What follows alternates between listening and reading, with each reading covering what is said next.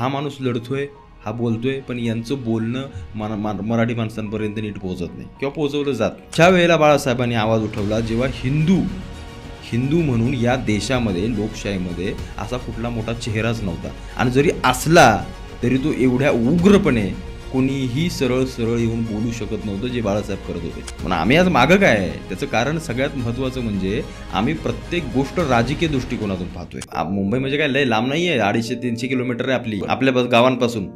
पण तेच UP बिहारवरून आलेली हजार किलोमीटर इथं आलेली लोक ही इतकी इथं येऊन मोठी झाली, मला समजलं नाही की नक्की कशी मोठी झाली. लोकांमध्ये जो न्यूनगंड आहे, तुमचा पोरगा काय करतो, पाणीपुरी विकतो का, अरे मग त्याला पोरगी कशी देणार, हे जे आपलं वातावरण समाजात निर्माण झालं ना, हे कुठेतरी खोडावं लागेल. आधीची पोरं तरी समजा मराठी बोलायची, पण आताची जी मुलं तयार होत आहेत समजा, जे आता 11वी-12वी होते, त्यांना मराठी भाषेची लाज वाटते आणि मराठी संस्कृतीची लाज वाटते. मराठी माणसाची काय आपली ओळख करून ठेवली आणि प्रत्येक चित्रपटात कामवाली बाई मराठी, प्रत्येक चित्रपटात कामवाला माणूस मराठी, बरोबर. वॉचमन साले आहेत तर इथे भैये वॉचमन, पण प्रत्येक चित्रपटात मराठी वॉचमन. आज मराठी माणसाला जर तिथं मुंबईमध्ये कोणी मारला तर त्याच्या विरोधात आवाज फार कमी लोक उठवतात राजकारणी, तुम्हाला सांगतो, कारण यांची वोट बँक जाईल. चित्रपट सृष्टीकडे आपली खास करून आपली डिरेक्टर मंडळी कमी लक्ष घालतात किंवा कमी रिस्क घेतात, कारण त्यांना माहिती आहे आपण जे बनवू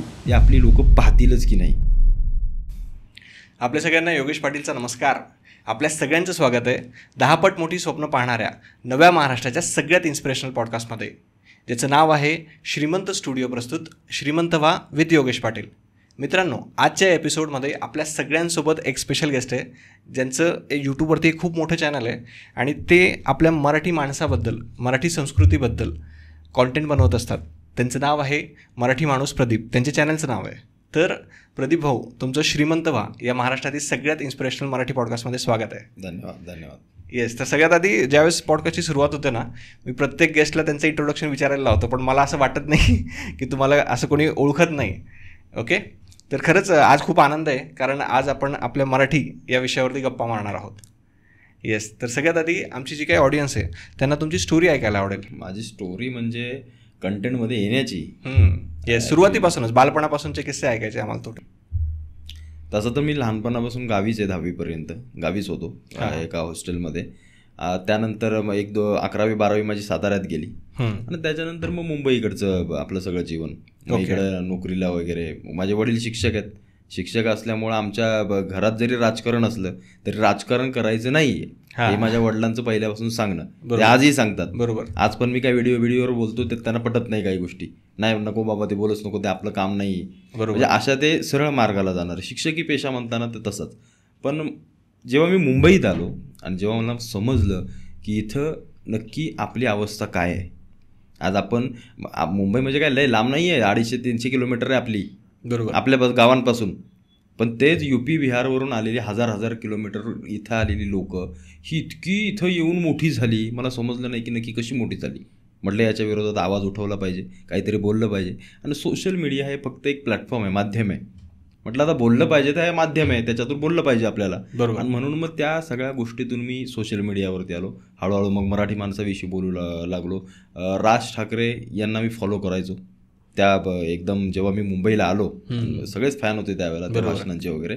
आणि मग त्यावेळेला मला असं वाटायचं की कुठेतरी हा माणूस लढतोय, हा बोलतोय, पण यांचं बोलणं मराठी माणसांपर्यंत नीट पोहोचत नाही किंवा पोहोचवलं जात नाही. मग कुठेतरी आपण एक छोटासा प्रयत्न करू मराठी माणसांना जागा करण्याचा, किंवा महाराष्ट्रामध्ये काय चांगलं आहे, काय वाईट आहे, या सगळ्या गोष्टीतून हे माझं कंटेंट क्रिएशन आणि या सगळ्या गोष्टी चालू झाल्या पुढे. ओके, म्हणजे तुमचा हेतू क्लिअर होता की आपल्याला कॉन्टेंट यायचं आहे, पण की मराठी माणसासाठी यायचं आहे. हो. असं नाही की समजा आता यूट्यूबवरती यायचं तर बऱ्याच गोष्टी असतात, आपण काही करू शकतो. म्हणजे अनेक जण युट्यूबर होतात किंवा मला पैसा कमवायचा आहे किंवा मला इथे यायचं, मला फेम मिळवायची, असं माझ्या मनात काही नव्हतं. म्हणजे आजकालचे आपण तरुण बघतो सोशल मीडियावर कशासाठी येतात जास्त करून, मला असं वाटलं ते बदललं पाहिजे कुठंतरी. सोशल मीडिया हा त्याचं नावच सोशल आहे, सामाजिक आहे. बरोबर. मग त्याचा वापर समाजासाठी चांगला कसा होईल हे पाहणं महत्त्वाचं आहे. आपण जे काही बोलतोय, भले आपल्याला कोण 4 शिव्या घालत असतील, पण आपण जे काही बोलतोय ते समाजाच्या हिताला गेलं पाहिजे, त्यांना ते रुचलं पाहिजे किंवा त्यांना ते पटलं पाहिजे आणि त्यातून त्यांनी काहीतरी घेतलं पाहिजे चांगलं येणाऱ्या पिढ्यांनी. कारण आज सोशल मीडियावरती कोण आहे, लहानसहान पोरं आहेत सगळी. बरोबर. आपण जे काही चांगलं सांगणार आहोत ते त्यांना आत्मसात होणार आहे, ते घेणार आहेत आणि तिथून ते पुढे घडणार आहेत. त्याच्यामुळे मला वाटलं इथं आल्यानंतर आपण चांगलं काहीतरी दिलं पाहिजे. आपण उगाच काहीतरी नको त्या गोष्टी करणं किंवा आजकाल रील बनवलं किंवा व्हॉटएव्हर जे काय असेल ते सोशल मीडियावरती, मला वाटलं हे न करता आपल्या हातून जे काही चांगलं होईल, जे काही समाजासाठी चांगलं जाईल ते करायचं आणि त्या सगळ्या उद्देशातून मी इथं आलो. ओके. आणि मग मराठी माणूस हेच नाव आधीपासून फिक्स होतं का की दुसरं काहीतरी ट्राय केलेलं होतं? मुंबईत राहिल्यापासून मराठी माणूस, आपलं मराठी माणसाचं हे, मराठी माणसाचं ते. मग मी माझं नाव पुढे जोडून टाकलं, म्हटलं मराठी माणूस प्रदीप. मग म्हटलं आजपासून आपण काम करायचं याच्यासाठी. ओके. आणि मग हे मी नाव तेव्हापासून ठेवलं, ते मग सगळीकडे झालं. येस. आणि आज खरं तर तो एक ब्रँड झालेला आहे. तर आज आपण चर्चा खरं तर मराठी माणसाबद्दलच करूयात. चांगल्या बाजू, वाईट बाजू सगळंच एक डिटेलमध्ये आपण डिस्कस करूयात. सगळ्यात पहिली गोष्ट, ज्यावेळेस मराठी माणूस असा ज्यावेळेस लोक एखादा शब्द उच्चारतात त्याच्यासमोर याची सुरुवात जर कोणी केली असेल तर ते छत्रपती शिवाजी महाराज असतील. निश्चित. हो. आणि दुसरी गोष्ट म्हणजे हिंदू हृदय सम्राट बाळासाहेब ठाकरे असतील. तर त्यांची जे काही आदर्श होते त्याची पिढी कुठेतरी विसरते असं वाटतंय का? निश्चित. कारण तुम्ही जर बघाल ना तर मी मागे पण एकदा कुठेतरी मला पॉडकास्ट घेतला तेव्हा मी सांगितलं होतं की छत्रपती शिवाजी महाराजांनी राज्य का स्थापन केलं.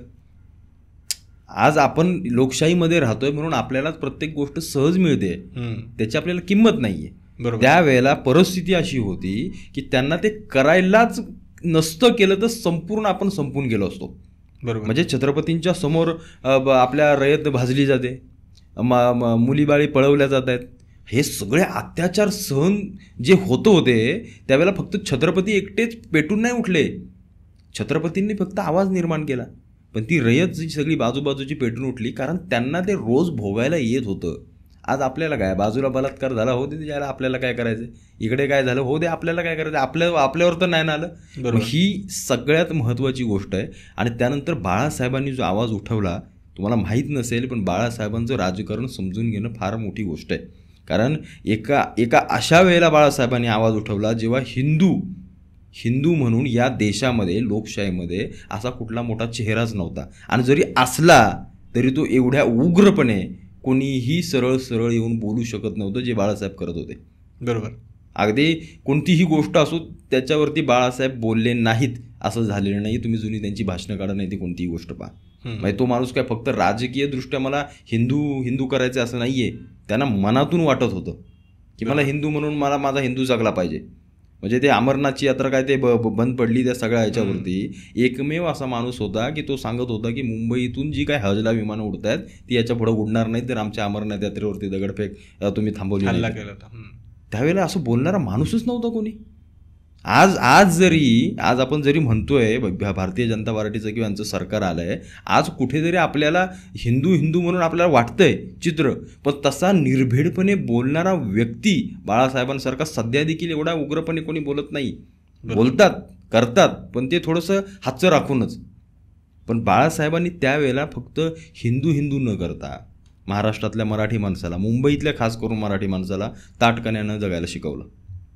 बरोबर. पण आज कुठे ना कुठेतरी या दोघांचे विचार आपली लोक घेत नाहीत.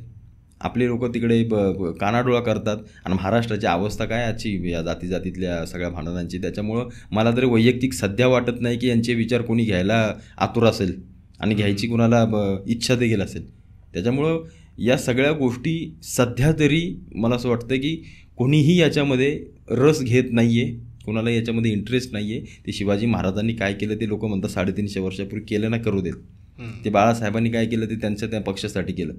लोक आमची काय प्रत्येक गोष्टीला राजकीय दृष्टिकोनातून पाहत आहेत. म्हणून आम्ही आज मागं काय आहे त्याचं कारण सगळ्यात महत्त्वाचं म्हणजे आम्ही प्रत्येक गोष्ट राजकीय दृष्टिकोनातून पाहतोय. आणि त्याचं सगळ्यात महत्त्वाचं कारण म्हणजे आमच्या महापुरुषांचे विचार आम्हाला घ्यावेसे वाटत नाहीत. त्याचं कारण आम्ही प्रत्येक गोष्टीत राजकारण आणतोय. ओके. आता ही गोष्ट तुम्ही सांगितली की समजा इथं मराठी माणूस चुकतोय, आणखी अशा कुठल्या गोष्टी आहेत की जिथं तुम्हाला असं वाटतं की आजचा हा मराठी माणूस चुकतोय त्या बाबतीत? आता तुम्ही बघाल ना तर आत्ताच इलेक्शन झालं, 4-5 गोष्टी घडल्या मुंबईमध्ये, पुण्यामध्ये, अनेक ठिकाणी कोणी मराठी माणसाला मारलं, कोणी मराठी मुलांना मारलं. पण ह्या सगळ्या घटनांवरती ना आपली चुकी आहे मराठी माणसाची. अनेक या व्हिडिओमध्ये देखील म्हटलं, अनेक जण म्हणतात की त्या भैयाला मारा, त्या पाणीपुरीवाल्याला मारा, त्या मारवाड्यालाच मारा, त्या गुजरात्यालाच मारा. कशाला मारा? त्यांना का मारा? आज प्रत्येकाला या देशामध्ये स्वातंत्र्य आहे प्रत्येक गोष्ट करायची. तुम्ही इथला मराठी माणूस गुजरातमध्ये जाऊन धंदा करू शकतो, त्याला कुठली बंदी नाही आहे तिथे. आणि इथला माणूस कुठे UP-मध्ये जाऊ शकतो, खाली साऊथमध्ये जाऊन करू शकतो.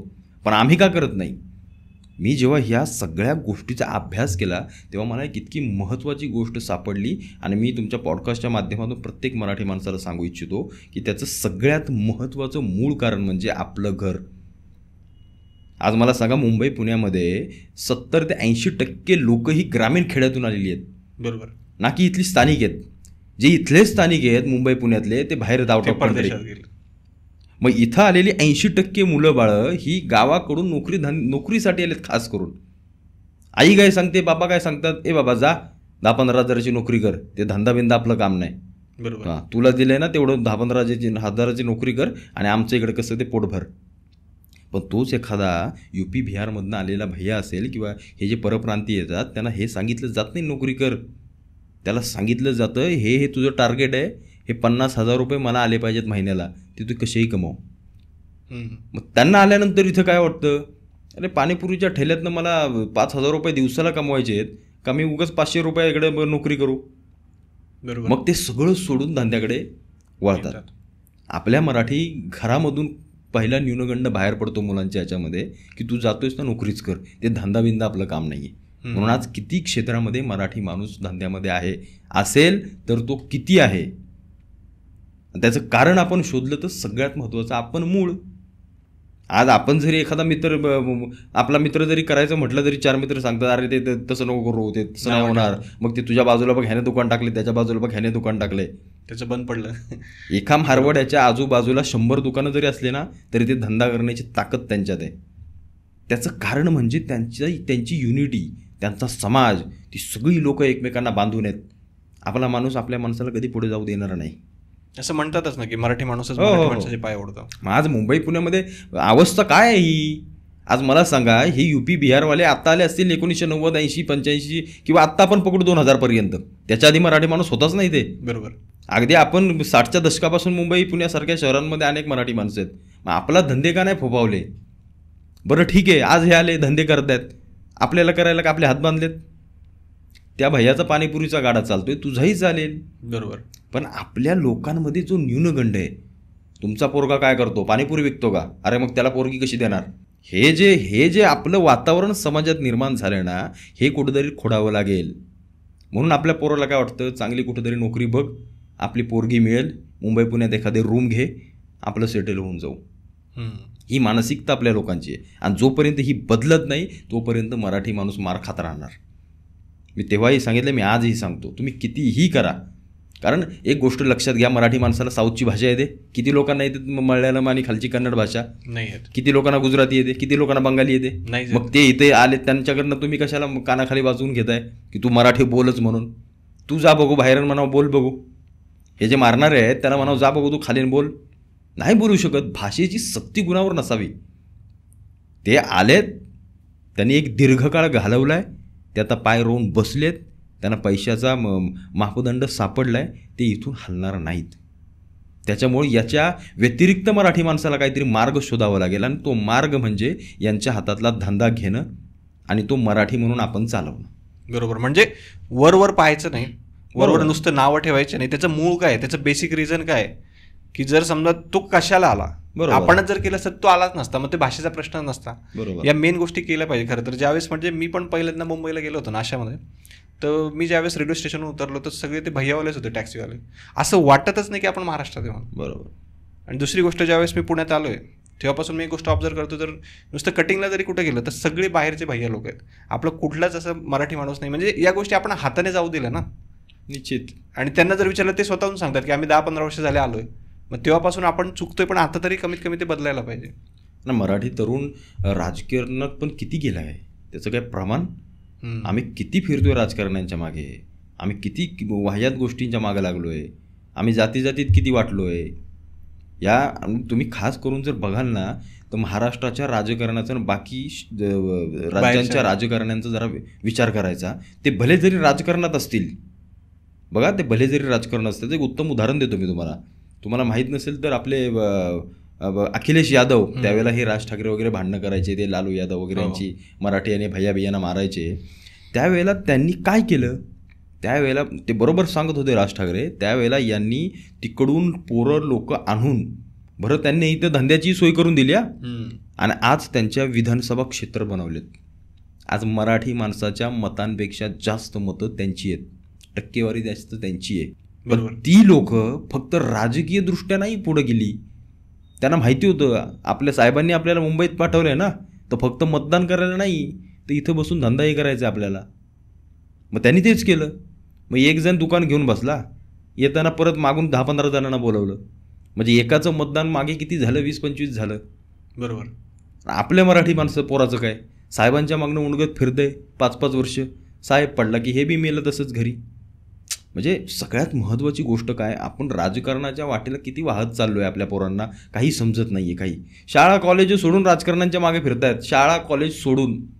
बरोबर. कशाचं काही नाही आहे ना कुठं. आज आपल्या मराठी माणसानं एखादा गाडा जरी लावला ना रस्त्यावर, लगेच महानगरपालिकेहून हटवते.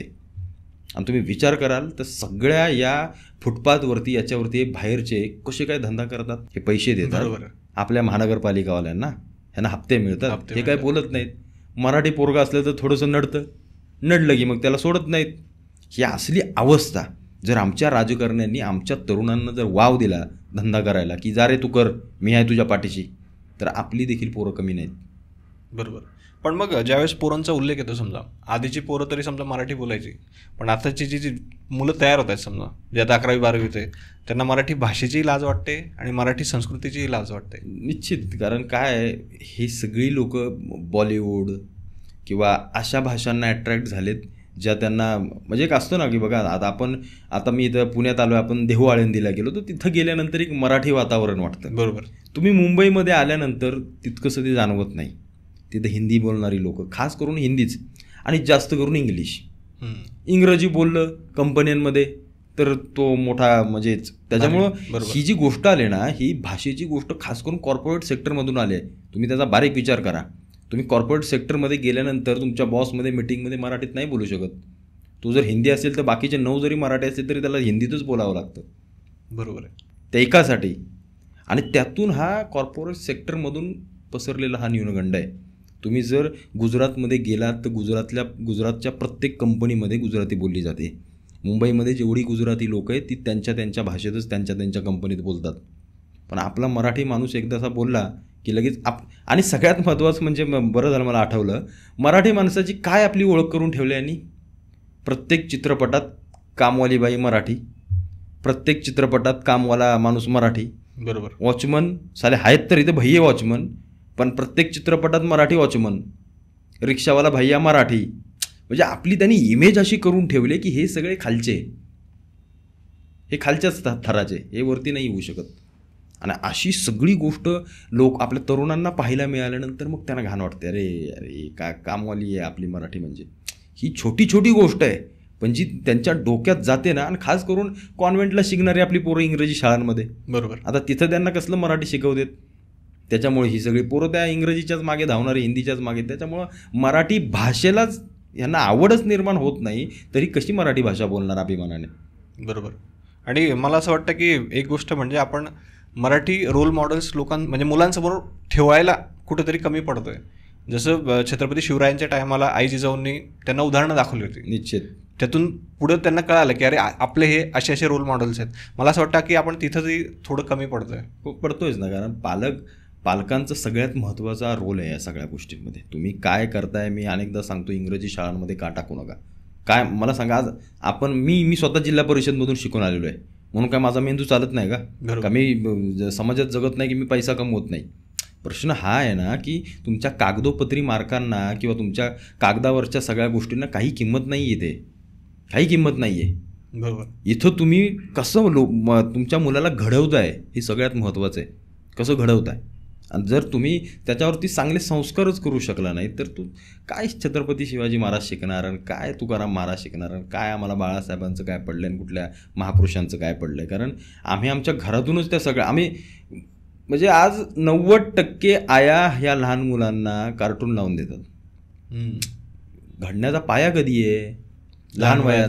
त्याला आवड कधी निर्माण होणार आहे? लहान वयात. तो त्या जर गोष्टी एंटरटेनमेंट म्हणून आज टी व्ही असली जर त्याला जर चांगली कुठली भजनं नाही तर कुठली काही तुम्ही चांगलं लावा त्याला त्याची आवड निर्माण होते हो. तुम्ही जर कार्टून लावल्यानंतर ते दिवसभर तेच करत बसणार आहे. त्याचा मेंदूही तसाच होत जाणार आहे. त्याच्यामुळे या सगळ्याकडे पाहताना आईवडिलांनी थोडंसं फार गांभीर्यानं विचार केला पाहिजे. आणि जर तो करू शकला नाही तर येणारी पुढची पिढी ना आज नाही काही पण 25-30 वर्षानंतरची परिस्थिती मी तुम्हाला सांगतो. मराठी फार क्वचित ऐकायला मिळेल. मराठी माणूस असला तरी फार क्वचित आपल्याला मराठी म्हणून जाणवेल. उद्योगधंद्याचं तर लांबची गोष्ट आहे. ते आत्ताच नाही तर पुढं जाऊन काय होईल ते द्या सोडून. पण मराठी म्हणून खरोखर गळचेपी होईल प्रत्येक गोष्टीची. आणि याच्यामध्ये राजकारण्यांची बऱ्यापैकी चुकी आहे ना. आहे ना. राजकारण्यांची चुकी म्हणजे आता साधं उदाहरण घ्या. आता मी कोणाचं नाव घेत नाही वैयक्तिक पण मला राज ठाकरे का आवडतात की तो माणूस काही का असे ना. बघा आपल्या मराठीसाठी जो लढतोय तो आपला कुणीही लढत कुठलाही नेता असोत आपल्याला त्याच्याशी काही घेणे देणं नाही आहे राजकारणाशी. प्रत्येकजण प्रत्येकाची पोळी भाजून घेत असो पण आपल्या लोकांना काय आहे जो लढत असेल त्याच्या पाठीमागं उभं राहण्याची आपली दानत नाही आहे. त्याच्यामुळं समाजामध्ये आवाज उठवणारी लोक नंतर कंटाळून गप्प बसतात. त्यांना वाटतं की अरे आपण अशा समाजासाठी आवाज उठवतोय ज्याला काय पडलेलंच नाही आहे. म्हणजे आम्ही फक्त मीडियावरती येण्यासाठी किंवा मीडियावरती आल्यानंतर अरे मराठी अरे त्याला मारला पाहिजे त्या भैयाला मग आम्ही कुठल्या तरी 4-5 रिक्षावाल्याने घेऊन मारणार. का मारताय? कशासाठी मारताय? बदल करायचा असेल तो मुळात करावा लागेल. मुळापासून करावं लागेल. मी तुम्हाला म्हटलं ना राजकारण हे किती महत्त्वाचं आहे. अभिजात भाषेला जो दर्जा मिळाला किती वर्ष लागली. मराठी भाषा आहे का छोटी मोठी भाषा नाही आहे. अगदी याच्यापासून ज्ञानेश्वरांच्या आधीपासून आलेली सगळी मराठी भाषा. मग जर राजकारण्यांनी असे काही आयाम घालून दिले. आज राजकारणात मंत्रिमंडळात कोण आहेत? आपण निवडून दिलेले आमदार बसलेत ना.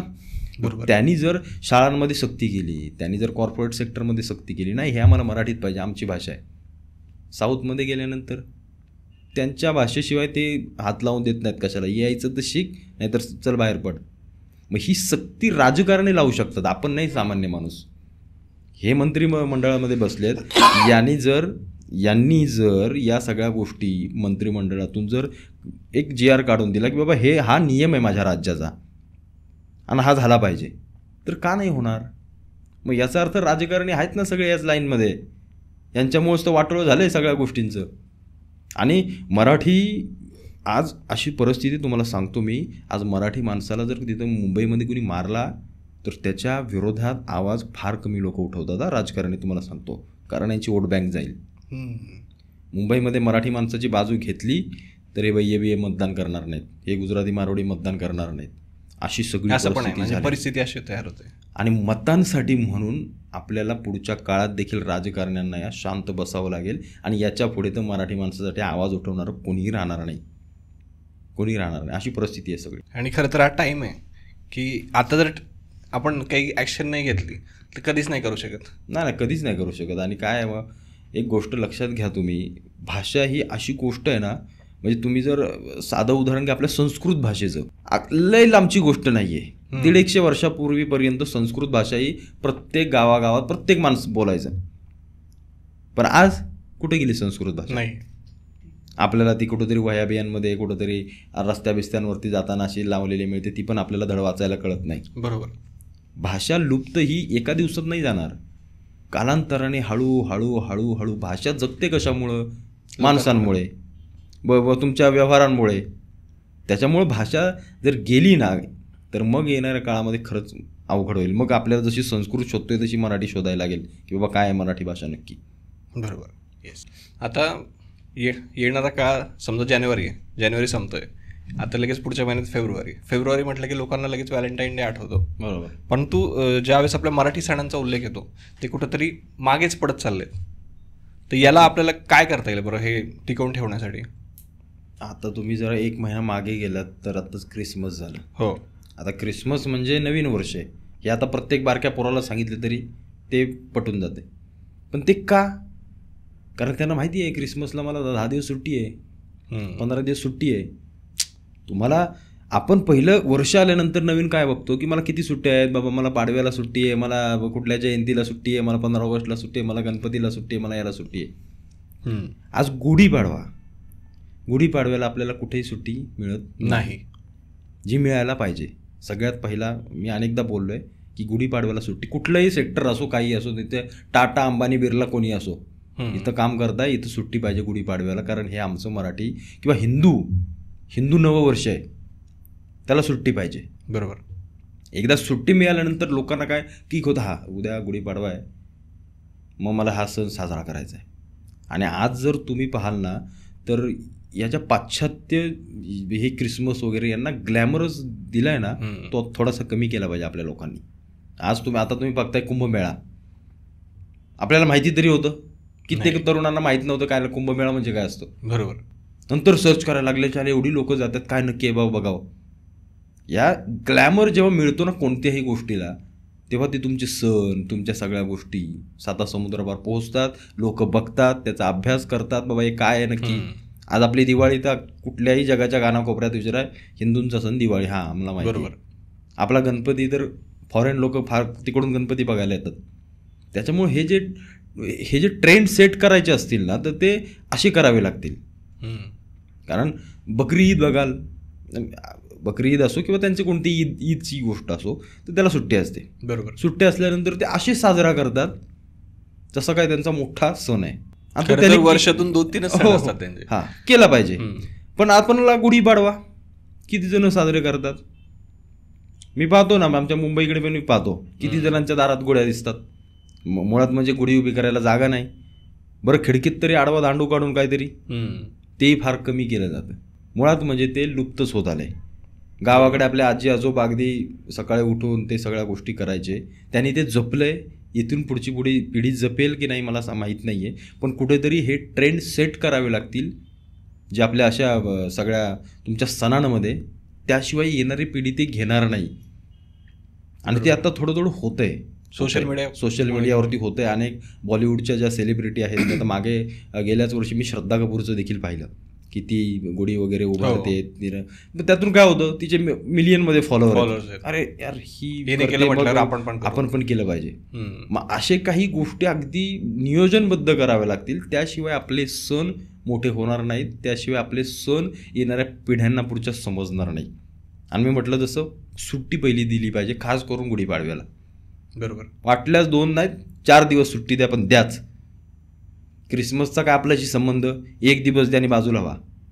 तिथं 15 दिवस घालवत आहे ना, मग इथं द्यायला काय. ही गोष्ट थोडीशी मला असं वाटतं लक्षात घेतली पाहिजे. ओके. आता थोडंसं चित्रपट सृष्टीबद्दल घेऊयात, कारण याची सुरुवातच मराठी माणसाने केली. आणि आज जर आपण पाहतो तर ते कुठेतरी म्हणजे मराठी फिल्म इंडस्ट्रीबद्दल आपण एवढं योग्य नाही होणार बोलणं, पण तरी पण तुमचं काय मत आहे त्याच्यावरती. मराठी फिल्म इंडस्ट्रीकडे जो विचार आहे किंवा जे डोकं आहे ना, हे बाकीच्यांकडे नाही आहे. कारण आपण सुरुवात केली. बरोबर. पण आपला मराठी माणूस अडकला आहे कशात, संध्याकाळच्या अर्ध्या तासाच्या सिरियलमध्ये. कारण त्याला माहिती आहे इथनं पिक्चरपेक्षा जास्त TRP मिळते.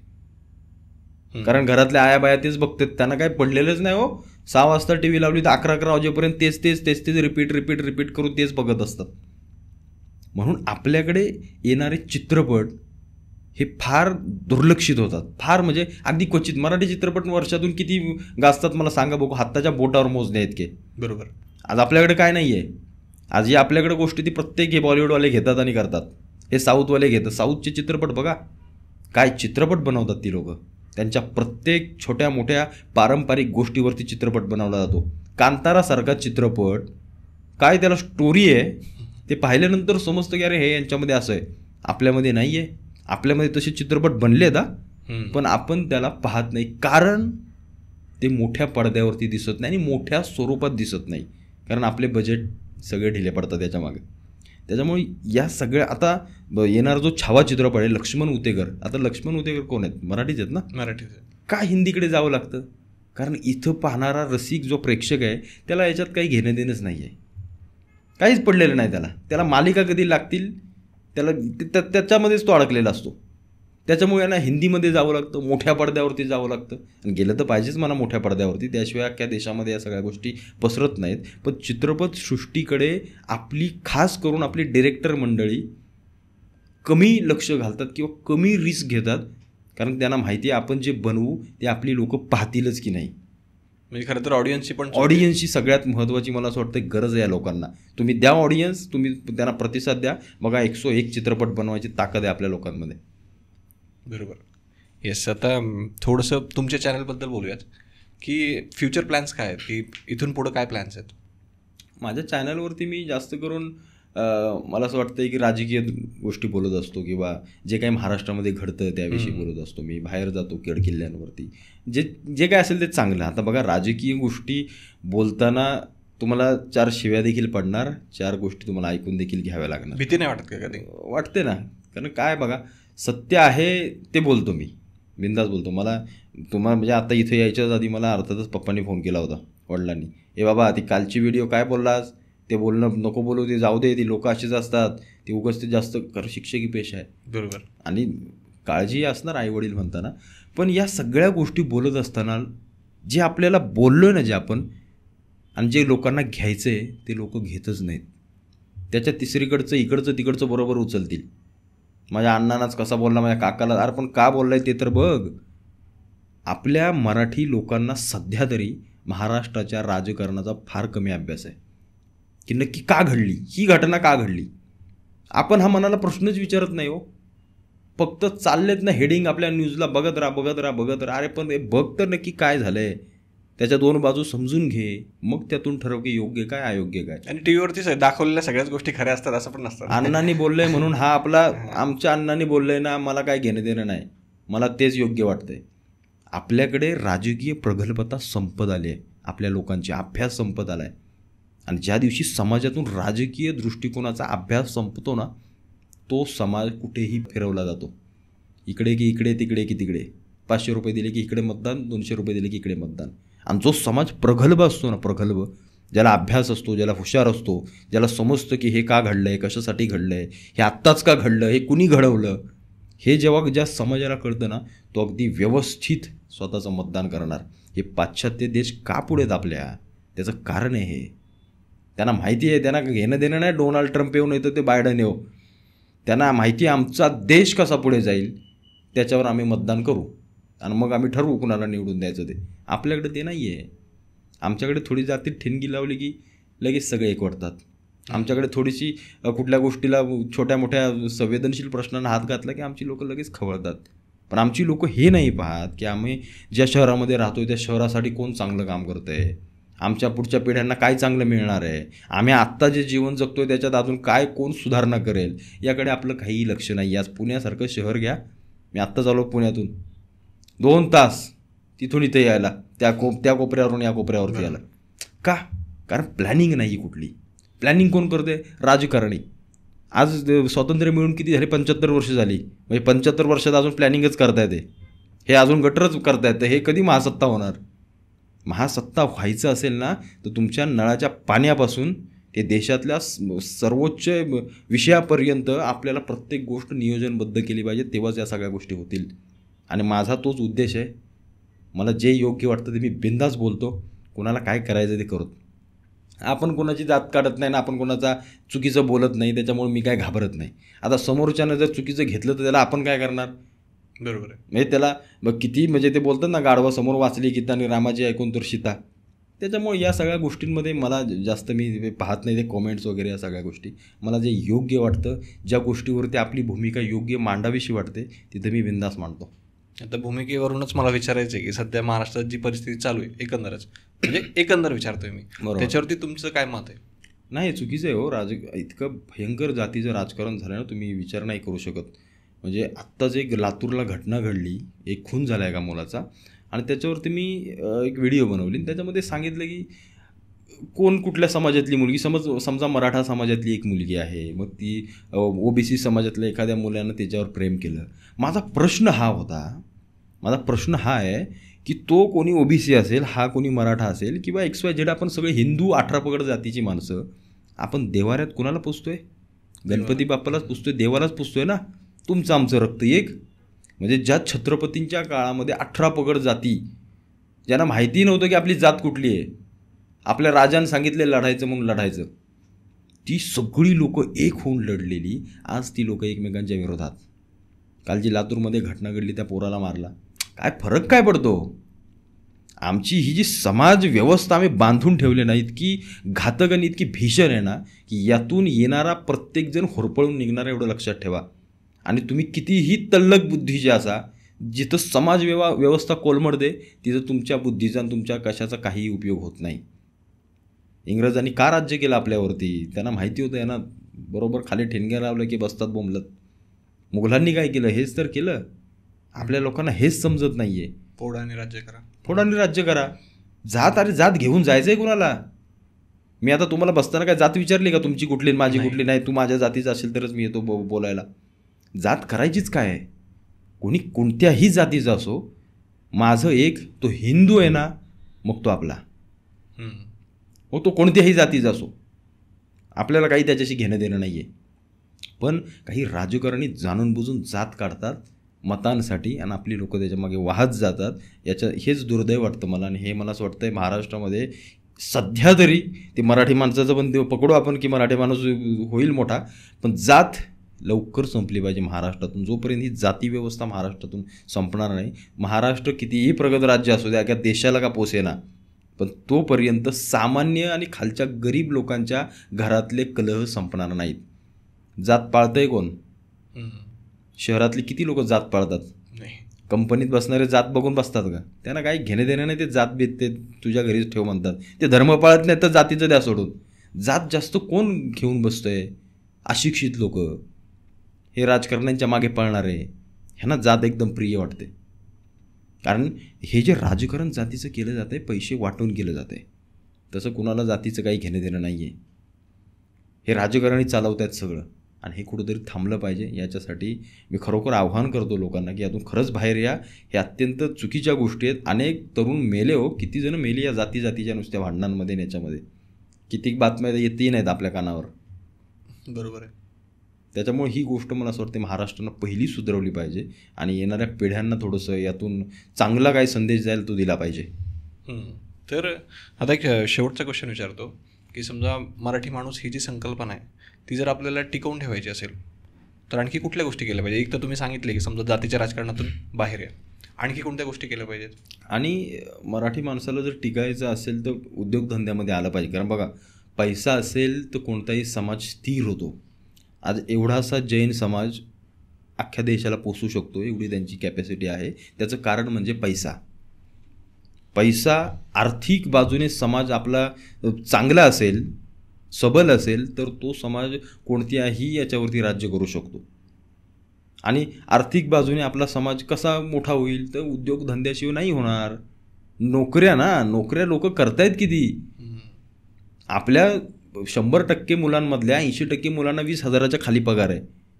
त्याच्यावरती 20% लोक असतील ज्यांना 50, 60 लाख, 1.5 लाख असा पगार असेल. त्याच्यामुळं जर बदलायचं असेल तर समतोल राखला पाहिजे प्रत्येक गोष्टीचा. नोकरीमध्ये कोण आहे, उद्योगधंद्यात कोण आहे. घरामधले 2 मुलं असतील तर एकाला बाबा उद्योगात घालवा, एकाला नोकरी करायला घालवा. हे ठरवलं पाहिजे. आमच्या घरातले सगळे तर सगळेच नोकरीला. अख्खं लॉकडाऊन पडलं, मेले ती जायला कोण खायला द्यायना त्यांना. असली अवस्था झाली लॉकडाऊनमध्ये. बरोबर. हे धंदेवाले बरोबर घेऊन बसले. ह्यांना माहिती होतं मेडिकलवाल्याला अभि मास्क बेचणे काय, अभि सॅनिटायझर बेचणे काय. करोडो रुपयांची उलाढाल झाली लॉकडाऊनमध्ये, करोडो रुपयांची. आपल्या मराठी माणसानं गावाला जाऊन दारू पार्ट्यांमध्ये पैसे उडवून टाकले. मार्केट जेव्हा खाली गेलं, या गुजरात्या मारवाड्यांनी करोडो रुपये टाकले मार्केटमध्ये. ज्या दिवशी यांना माहिती होतं लॉकडाऊन उठेल आज ना उद्या. आपले असे गावाला गेले जसं काय अख्खं जगच संपणार आहे, की आता शेवटच सगळ्याचा, आता काय आपण जगतच नाही परत, अशा हेतून गेले. या लोकांनी त्या गोष्टी हेरल्या. म्हणून बघा ना, ते किती हुशार लोक आहेत.